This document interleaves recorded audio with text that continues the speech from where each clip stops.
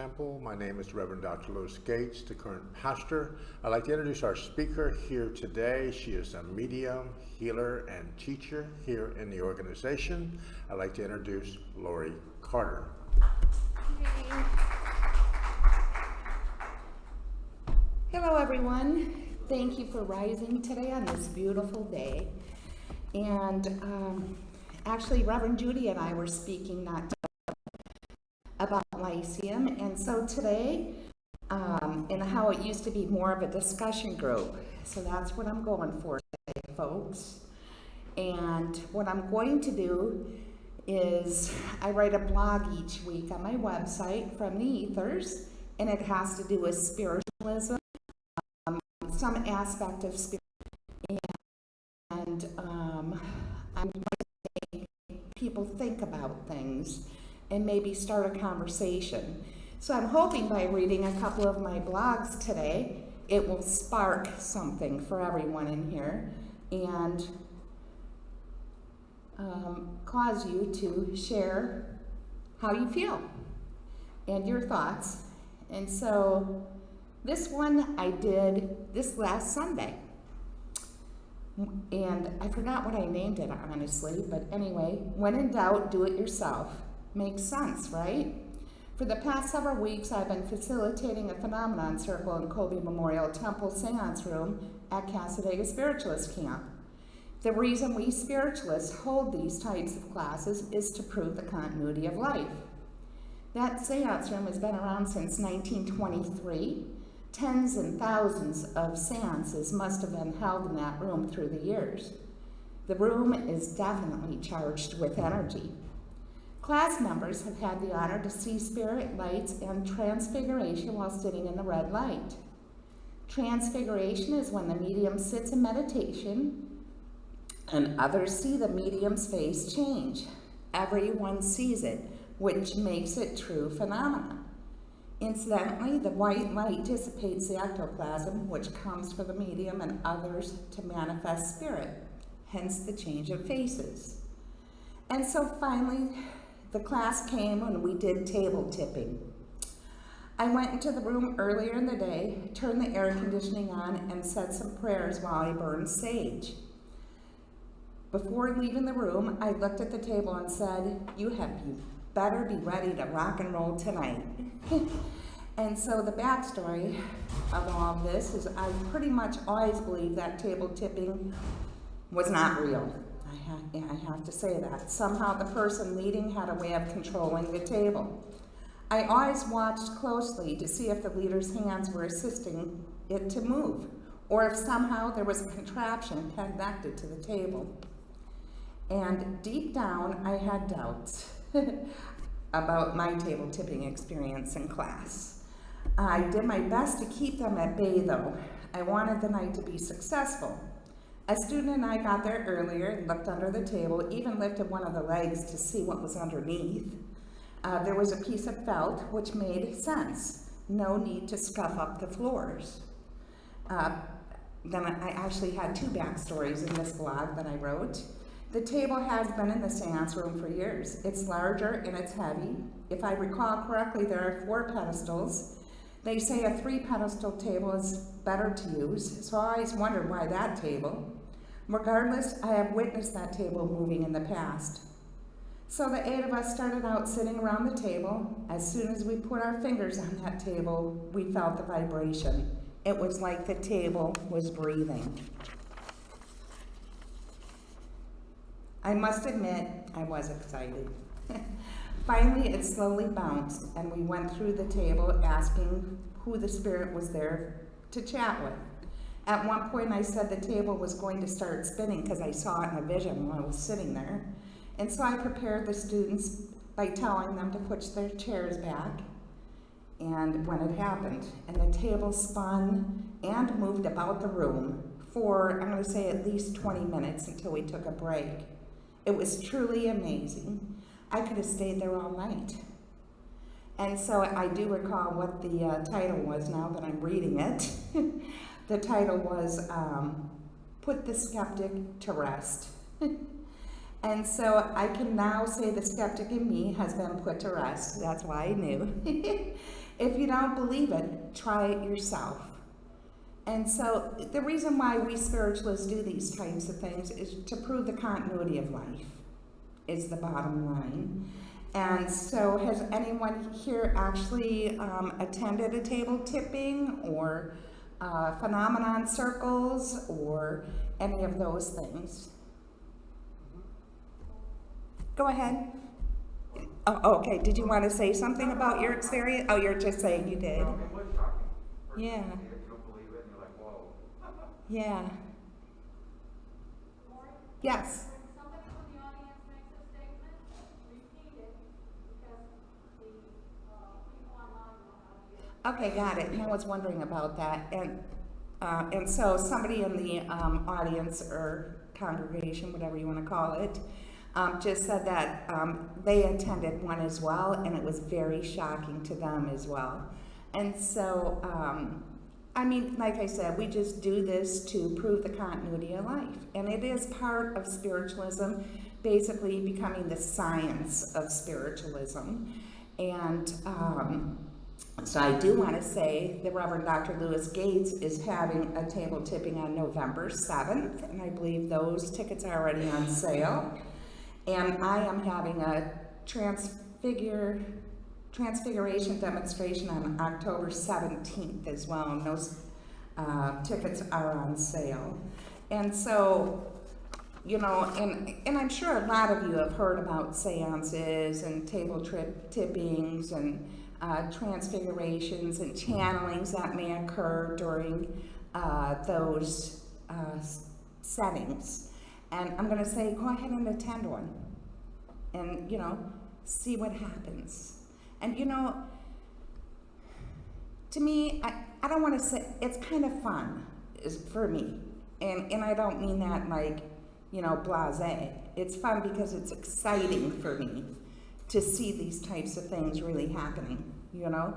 And since I led this table myself, I know that this is really true. And that's just me. It's good to be a skeptic. Anyone else want to chime in on it? All right, the next one we have, living the dream. Everything happens for a reason, and it's because of natural law.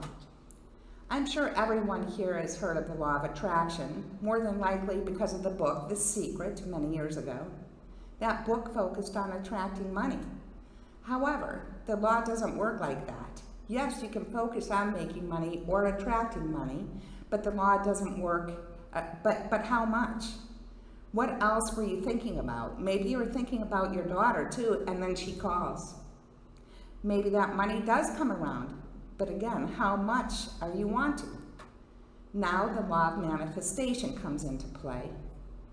One never knows what the law of attraction will attract. It's why it's imperative that you take care of your thoughts and words. What you put out there comes back to you, and now the law of vibration comes into play. Natural laws are connected to everything. They have been around forever. Aristotle is said to be the father of natural law. A conversation in a group setting came about recently because someone said another person was dark. I said that I did not attest to the darkness.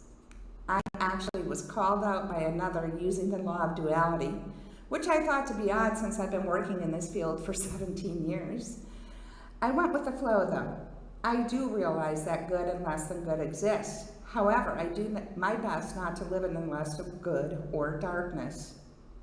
Backstory. Long ago I met a woman in class who did not watch television. I thought it was insane. Until I finally turned off the news. People said I lived in my own little bubble. I thought, please, I am an intelligent person. I know less than good exists. Why must I live there? Later on, while mopping my floor, and I gotta tell you something, mopping my floor is the greatest thing. I get some really good stuff then. Later on, while mopping my floor, Spirit gave me input on the law of duality, specifically good versus less than good. If one looks at good and less than good separately, then there must be good and less than good in each, because duality exists in everything. So an example, someone sees a man, okay, so did you get what I said? So first we're looking at duality together, good and less than good. When you separate them, now we have good here, we have less than good here. Now each of these have good and less than good in them, you know? Just wanted to make sure y'all got that.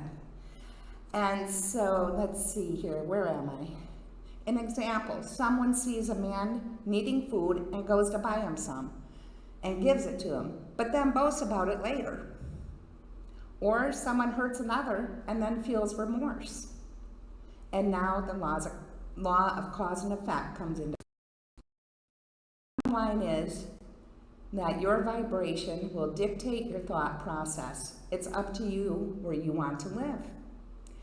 And, you know, sometimes because, you know, writing a blog on my website and speaking publicly, I do kind of omit things.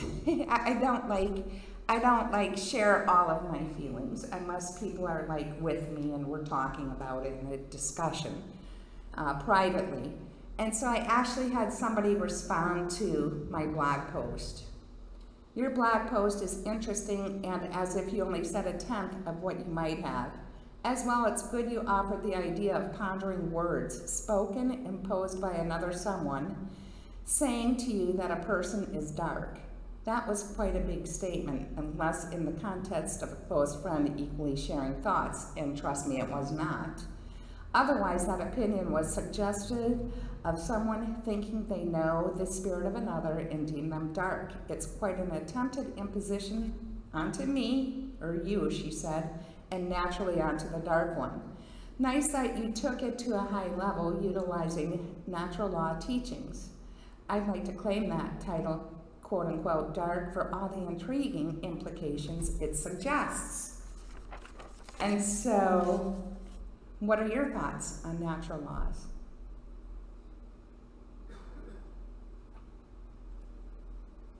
Okay. Thank you, John. What comes around goes around. Yeah. That's the whole thing. Okay. Right? If you do evil, you're gonna get evil. If you do good, most of the time you get good. It's hard to see sometimes. Yeah. But every time I do something bad, I got my butt whipped for it. You got your what? Got my butt whipped for it. You know, something came back and hit me in the butt. Yeah. And it was so obvious. You know, sometimes it was the exact thing that I did wrong happened to me. Yeah. It's like I used to look up and start laughing. It was ridiculous. It was so obvious, you know. Sometimes it's not obvious. Sometimes you don't get a backlash and then you think you got away with it, but it may take a month to know. You know, it may be so far in the future you get your comeuppance more or less that you don't realize that it was because you did something bad. And so I just want to share with everyone out there that someone here just mentioned what comes around goes around, basically. Go ahead. No, that's it. Natural law doesn't always start immediately, and that's where our downfall is. We think it's gonna be, if somebody does something, the next day it's gonna come back and get them. That isn't always the way with natural law. Right. It can take time, but natural law is always in effect. Exactly. And so somebody just here mentioned that. Go ahead again. I lost it. Natural law Hey. doesn't always take their action immediately. Natural law does not always take your action immediately. It could take time. You could do something one day and then it could come back around the next week. It's all going to come around. Yes, and it is all going to come around. It's all equal for everyone. It is, and it is all equal for everyone, is what she just said. Anyone else? I have a hard time with that. Whoop. Are we talking maybe different lifetimes as well? Well, I mean, and that depends what your belief is. Well, my belief is that The person in the audience wanted to know if that could include other lifetimes as well, and I said it depends what your belief is. Go ahead. Yeah, I'm having a hard time adding it up in this lifetime. Kind of started out, I'm a good person. I mean, you know, we all are good people, and we all have our moments. We do. I mean, most of us here and out there, we've been around here for a long time. We've had a lot of things happen to us in our lives, you know? And so, you know, what is good and what is less than good? I mean, things that happen to you that are less than good can be the best things that have ever happened to you in your life. It makes you turn around and change things, you know? And it's okay to fall off one day and have a bad day. The next day, pick yourself up and say, okay, it's a new day. This is what happened yesterday, or, you know, maybe you contemplate the situation for a couple of days, you know? Decide what you could have maybe done differently, or, you know, but as Reverend Judy says, even though, you know, we did something this day and something happens the next week, we still have to be prepared for that.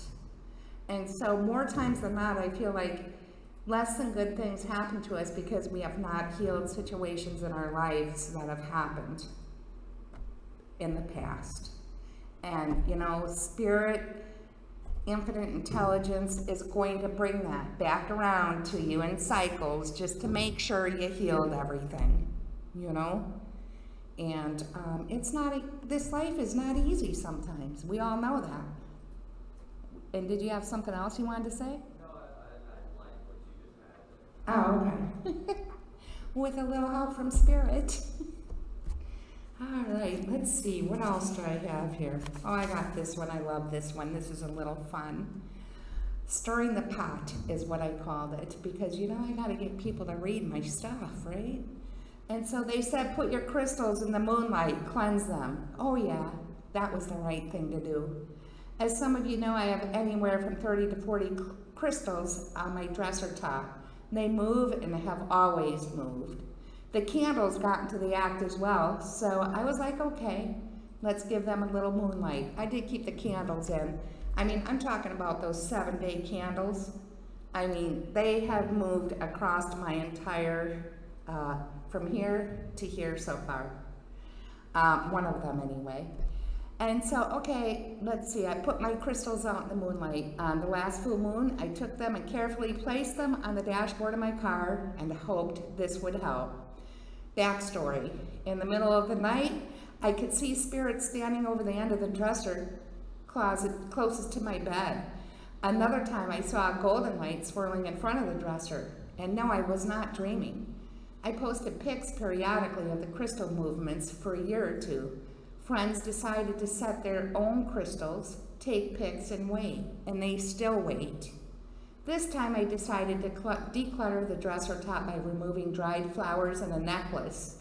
I placed crystals around one of the candles, but not the other. A day or two went by and I noticed movement. 3 crystals journeyed at least 4 inches. The candle moved again, so I placed a few crystals in front of it, which did not stop its journey. Finally, I put up my I Am Presence posters on the wall above the dresser because I figured it couldn't hurt. And, you know, I'm saging everywhere. And I spoke to my daughter. I said, those crystals are still moving and the candle too. She said, crystals move, Mom. I said, my friends set up their own crystals and not one of them has reported a thing. Daughter says, you live in a building that's over 100 years old. I said, true, plus I'm in Cassadaga Spiritualist Camp, which has been around since 1894.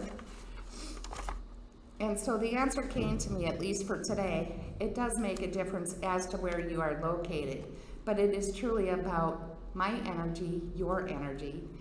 And then I have to share this. I couldn't find the blog that I wrote on it, but I got to share this story because it's great.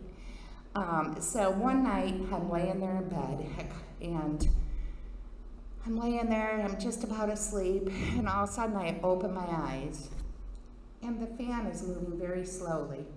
And I'm like, what? I never have the fan on, right? So I reached over to turn it off and it was already off. And I'm like, there's no way. So I lay there and I looked up there for a minute and I'm like, no. So I got up, put my arm up in the fan to stop it. It stopped. And I'm like, fine, now I can go to sleep.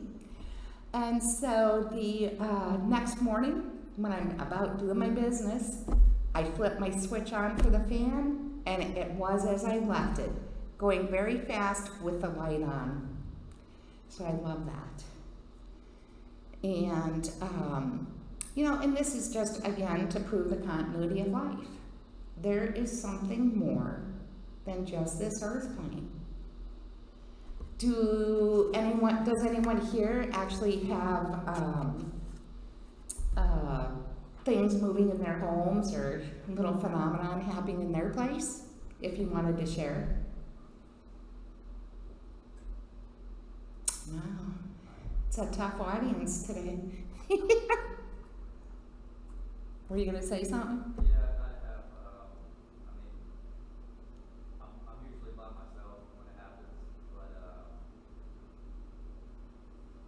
something that said like yesterday, I remember, I had my arm wrapped up, I had a bandage, sitting there, and I just noticed out in front of my eye, and it was just slowly moving. Oh, wow. I've had a bunch of those, I've had lights, Yeah. I mean, if you pay attention to it, I relate to like exactly what I'm thinking. Yeah, and so somebody just mentioned here that a lot of things happen when he's alone. And so, does that mean it didn't happen?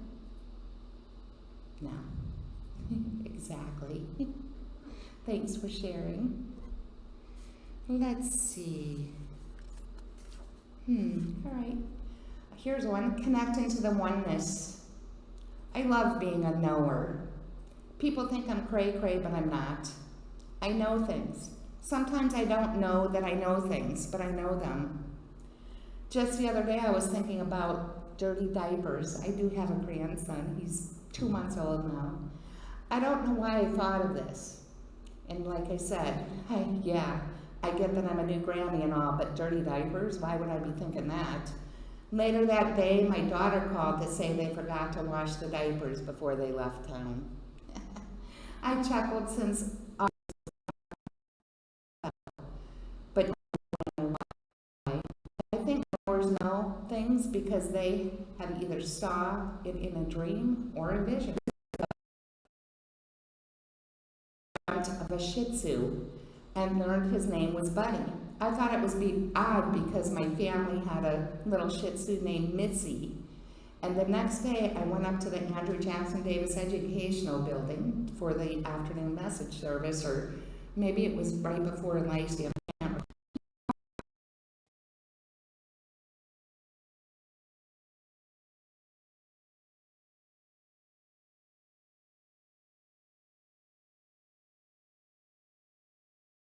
Isn't always the easiest. First, people don't believe you. As I said earlier, sometimes I don't know I know things. Sometimes I'll cry for no apparent reason, but I know something is coming and I probably won't like it. I have mentioned in a previous blog that I love cloud gazing and that I see symbols, numbers, even situations. I saw the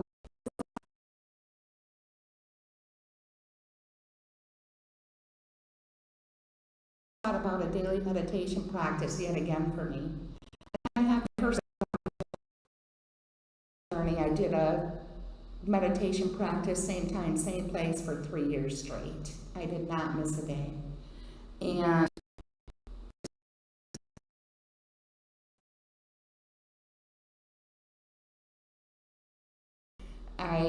sometimes when I'm writing, I know that I'm meditating.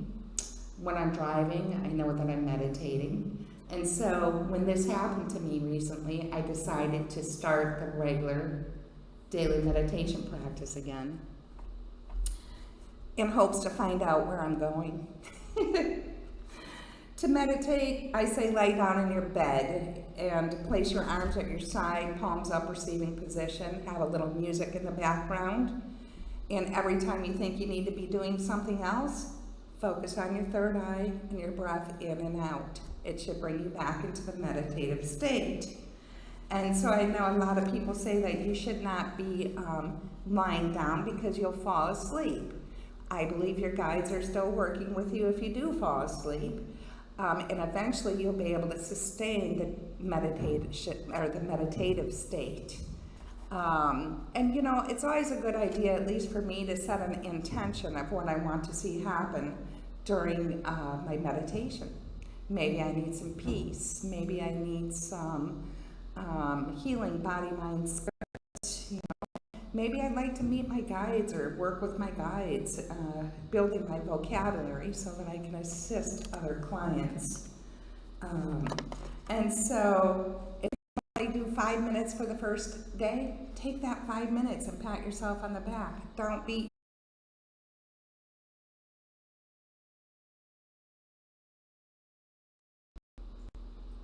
If you're not doing a daily meditation practice, I would start doing one. It helps in so many ways.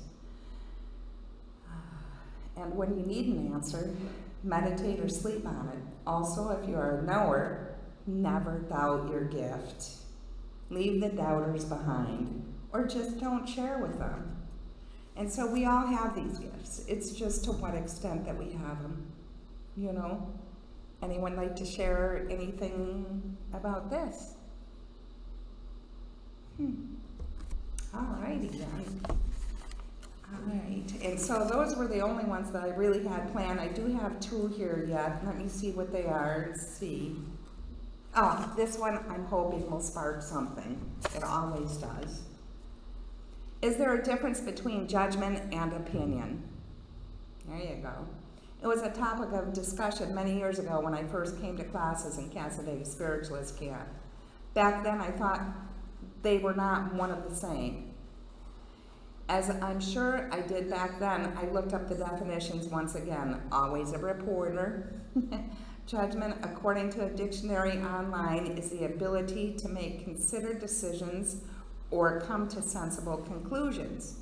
Opinion, according to a dictionary online, is a view of judgment of something, not necessarily based on fact or knowledge.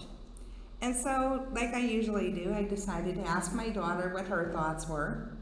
Of course, she was only too happy to share. She said they are the same thing. And so I agreed momentarily, but then I got to thinking about it. It's what I do. I analyze things lots. I get that when each of us forms an opinion about something, that it could be construed as a judgment in a way. However, it is our judgment of our opinion which can be swayed at any point in time. It does not necessarily mean that we have judgment on others for their opinions, although some people do. Honestly, the judgment definition is not that great. Conclusions.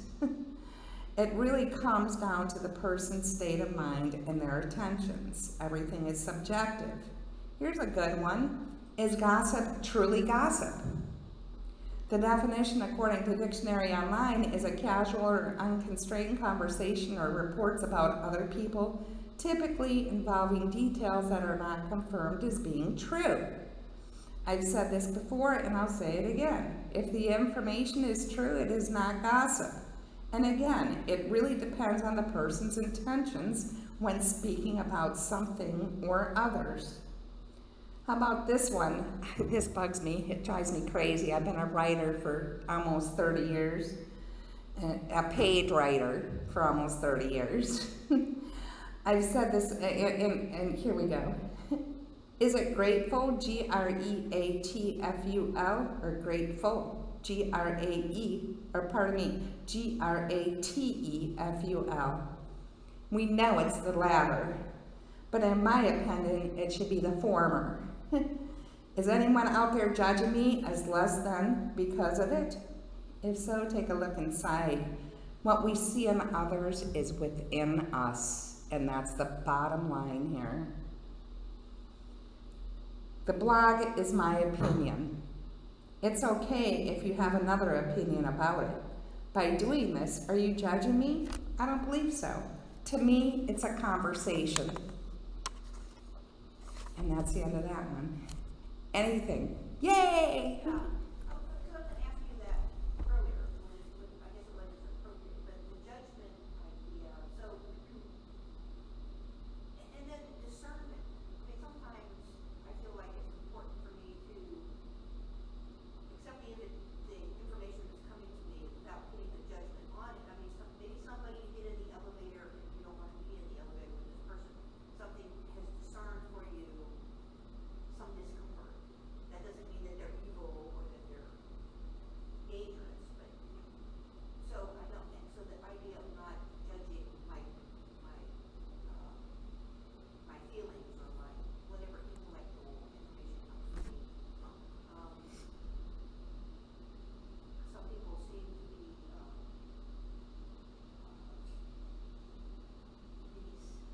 pathetic in certain kinds of ways. I want to respond with kindness and compassion, and not with a sense of being put off by them. Right. So yeah, so manipulate my ways. Is this judgment? Is this opinion? Is this discernment? I mean, how to somebody who maybe times going on saying back away. But is that really because I should back away or because I'm feeling threatened? You know, so I think that reflection thing is something that's important too. Yeah, and I do feel like she was just stating that, you know, a sermon, and you know, should I be judging that or taking that as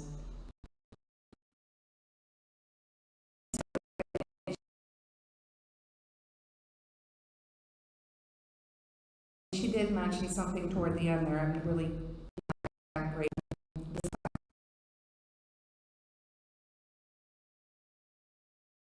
for her, and I love it, but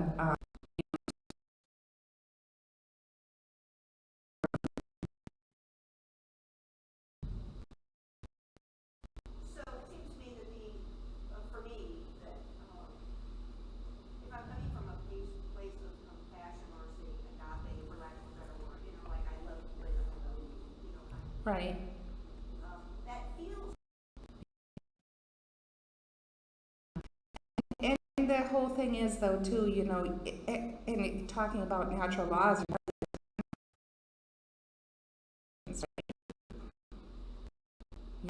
maybe you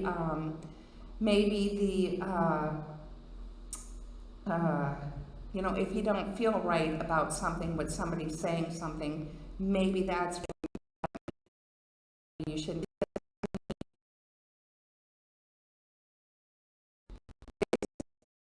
All about vibration. Well, so I'm a stylist, so a lot of times I'm meeting people for the first time.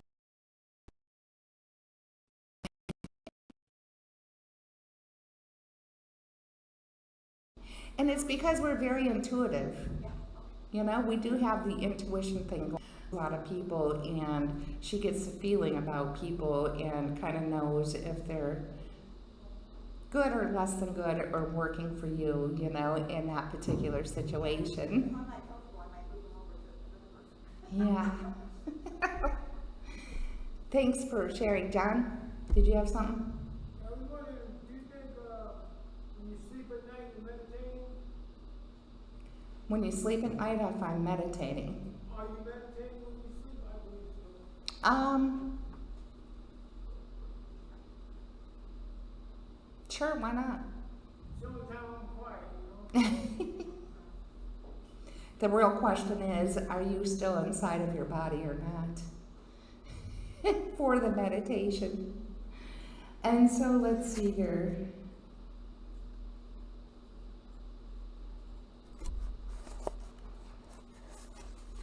And I think that's about all I'm going to have to say today. And I hope you guys enjoyed it, and thank you so much for participating, and the people who are out there listening to this. And if you have anything you want to add, I'll look at the, is it on the website, or where is it found? It's on YouTube and Facebook. Okay, I'll look at YouTube and Facebook then later today to see if you guys wanted to add anything. And again, I've been writing these blogs for 3 years almost now from theethers.com, and I thank you very much for your time and attention. Thank you, Spirit.